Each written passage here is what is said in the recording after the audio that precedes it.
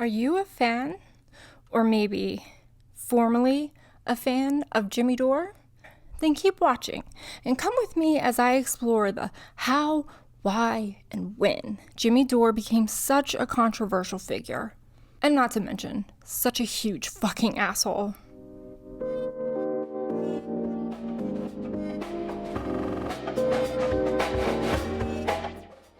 Welcome to Moon and Lake, Michigan. Thank you so much for being here. My name is Lori, and let's get this show on the road. The past several years brought me, and more than likely you, a lot of changes. Once upon a time, I didn't know much or cared much about US politics. In 2015, I started volunteering for Bernie Sanders' presidential campaign. And when I saw Bernie speak for the first time in person, it changed how I think and how I feel.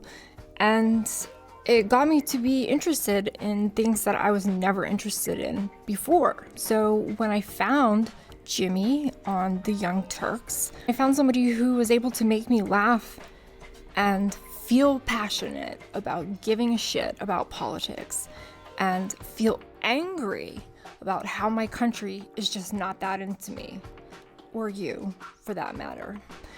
It was really validating to have people with a platform expressing and reiterating and fueling the emotional stuff that I was feeling. It was excitement, it was frustration and anger, obviously, but it was also just hope.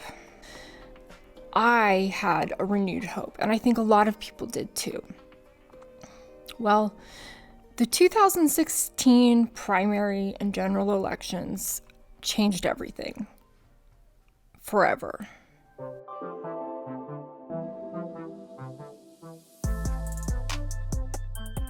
On September 7th, 2016, Sam Seder had Jimmy Dore on his show, The Majority Report, to continue a debate on the political strategy of Bernie or bust. They had previously debated the strategy in May. Here is a portion of their September debate. They're going to continue to filibuster for another 2 years. And because of the collapse of the Republican Party, we're going to get a Democrat that you can support. Who might that be? Do you have an idea 4 years out who the Democrat you're going to support for president is? Or is it going to be Jill Stein? Sure.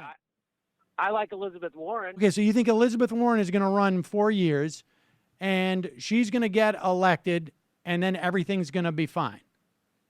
That's the plan? Sam, my plan is to filibuster any bad nominees that Donald Trump nominates, and we come to a compromise. Hey, so Merrick you Garland think the is our Democrats compromise. can maintain a filibuster over the course of those 4 years if there's 2 vacancies or 3 vacancies?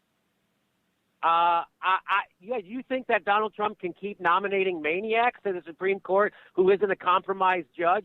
Why can't we force him to nominate a compromised judge? Why wouldn't we put the pressure on him? By the way, you act like I would there just won't be say scandals. Thomas, There will be constant Alito, scandals, Roberts. constant scandals surrounding Donald Trump. He will be the most ineffective president. This whole idea that somehow he will be equal standing when he nominates someone to the Supreme Court is ridiculous.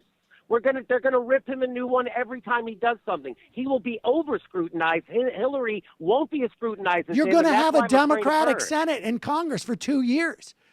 They're going to be able to pass every single piece of legislation they want. You're saying Republican. in 2 years, well, You're going to have a Republican that- House, a Republican Senate, a Republican for 2 president years. for 2 years. For 2 years. Yeah, I know this is my risk assessment. My risk assessment is that when Donald Trump proposes crazy stuff, we can coalesce, we can block him. Also, the Democrats can filibuster horrible stuff in the Senate. I'm saying fight, don't give in. Okay. Well, I mean, you've made your case. It doesn't sound. I mean, Sam, I understand we disagree, and I could be wrong. I'm saying this is my risk. No, Jimmy, you're wrong. I don't think it's because I don't understand. It is. Because I don't It is. understand what's It is. going on. It is. Because What because the idea that Peter Thiel and Merrick Garland would rule the same and there would be no demonstrable difference is absurd. It's absurd, Jimmy. I'm sorry. It's absurd. No. It's That's absurd. not my idea. That's not. I don't know. I agree. I don't even know who Peter Thiel is that much. So I that's not my idea. That was what. I'm not trying to throw my friend Steve under the bus, but that's not my main point. And I'll concede that point that Peter Thiel. I don't even know who he is really. So the idea that the Democrats, the idea that the Democrats are going to take back the Senate and are going to be able to filibuster for 2 years, and assuming that no other vacancy opens up, also ignores all of the political history of this country. I've never heard of a 2-year failure to fill a Supreme Court seat, and certainly not during a time where there's no other news, and not during a time where the Republicans are going to control both houses. I'm sorry, it's absurd. You know what else? It's absurd. You know what I never it's a screenplay. You know what else I never heard of? Is that war crimes being ordered at the top of government and nobody prosecuting them. I never heard of that. You've never heard of that? Because that has been basically the history of this country. I never heard of our government suspending habeas corpus, which is in the Magna Carta. They did that.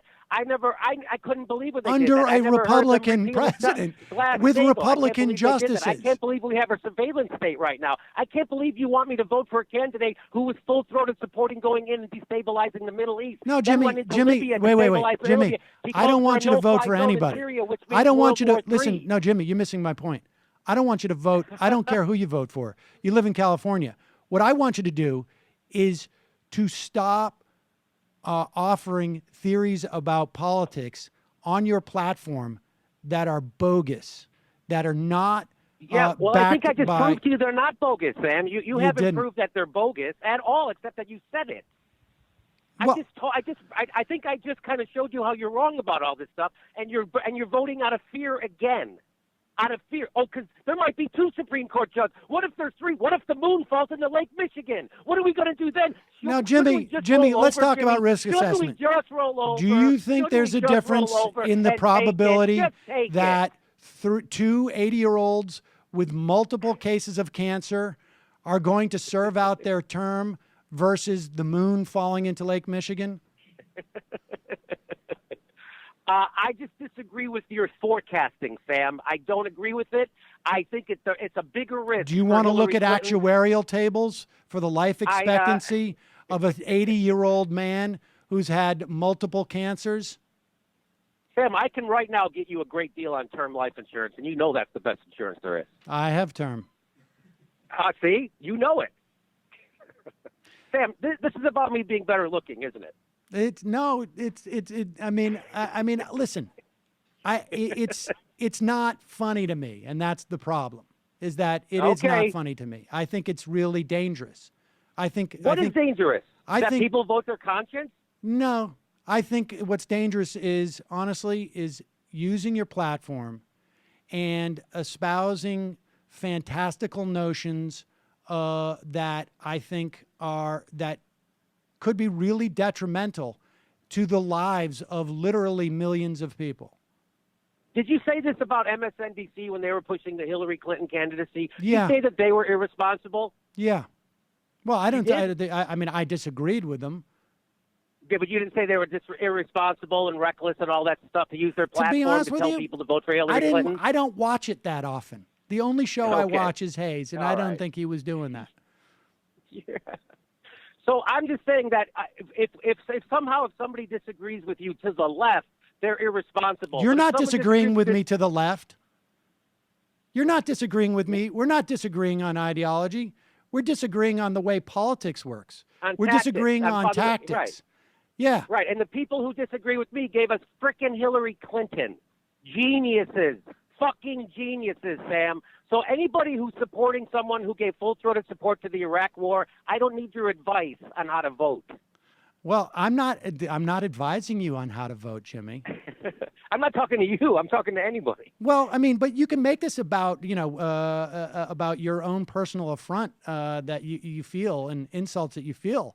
But that's not what it's about. It is insulting that anybody who is for somebody other than the main two parties you try to to dismiss them or you try to marginalize them. Not you, but you also, yes, but the mainstream establishment press also does that. They've been, they're still calling Jill Stein. She's in bed with Putin now, and she's anti-vax. All this stuff. The same thing they did to Bernie. Bernie was a sexist. Bernie was a misogynist. It's just ridiculous, right? So you get to vote for a third party. That's what democracy is all about, Sam. You get to have a choice. And this idea that you can't vote for a third party until a lot of people are already voting for it is an F argument, okay? And there's a reason why we don't have justice for it. People can vote. People can vote. Nobody, listen, you're making the same argument that that right-wingers make. Like, you're trying to censor my speech. You can vote any way you want. Yeah, Sam, again, this is all about some type of a personal affront, and I don't care. I don't care about anybody's feelings in this. I don't care if people feel marginalized. I don't care. That's not what this is about.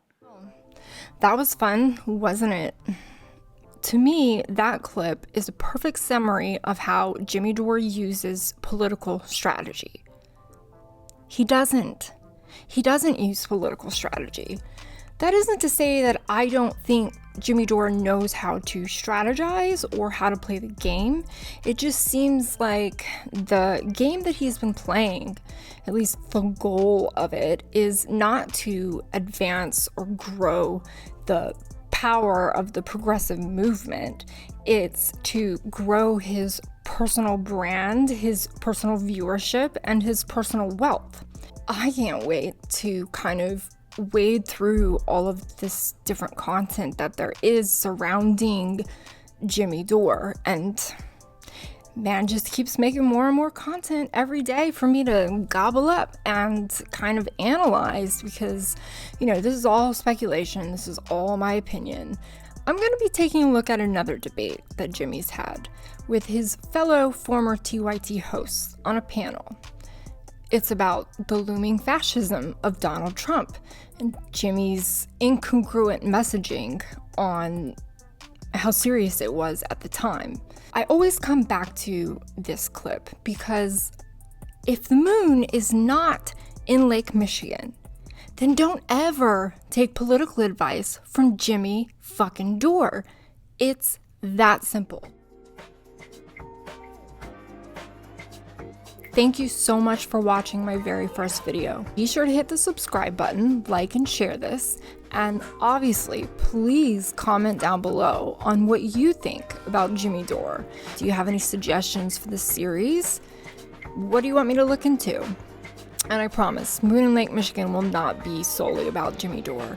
It's just something that I want to get out of the way. Thank you.